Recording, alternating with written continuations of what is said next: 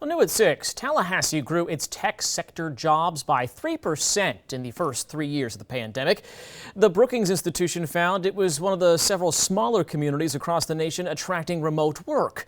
Those communities are now called Zoom towns for the video site that we all know about now. That's right. And while Tallahassee has a thriving tech industry scene, many graduates and companies overlook what the Big Bend has to offer. But a group in Tallahassee is working to change that. I got an inside look at what's about to launch and lead our local economy into the future. We hear about Tampa, Jacksonville, and I want people to talk about Tallahassee. Eddie Gonzalez-Lumiere is CEO of Ruvos in Tallahassee. They're a tech company specializing in data related to healthcare. If you Google technology in Tallahassee, your response is a little cloudy. Meaning it can be hard to find what tech companies are hiring, what resources startups may have, and where economic growth may be possible. At one point, we thought there were 60 technology companies in town.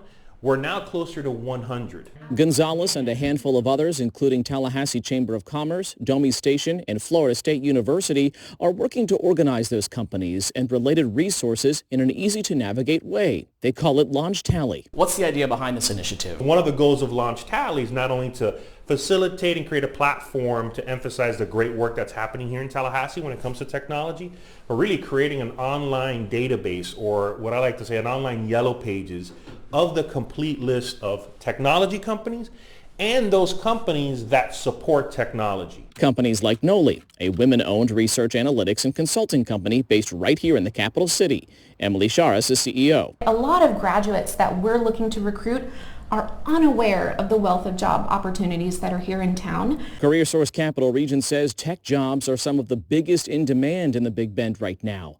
Companies like Noli are proof of that. We have a lot of new growth opportunities, and folks are really learning the value of having data-driven decision-making at the upper management and executive level. Shara says having a one-stop shop for those opportunities could help business grow and put Tallahassee on the map. What we like to do is actually look at our focus as being actually we're bringing employees to Tallahassee and keeping the kind of economic drivers of spending money, making money, having revenue, those kinds of things work here in town. Brian Gibson is CEO of i2X Solutions. They specialize in setting up that tech that nearly every business relies on. We have a lot of really good talent, a lot of talent coming out of FSU that leaves and never comes back. He says he's hoping a resource like Launch Tally can help change that. And so we can take these kids coming out of school, college, secondary degrees, whatever it is, out of K through 12, and show them there's opportunities in their backyard. We're also working with Leon County Schools and the K through 12 system.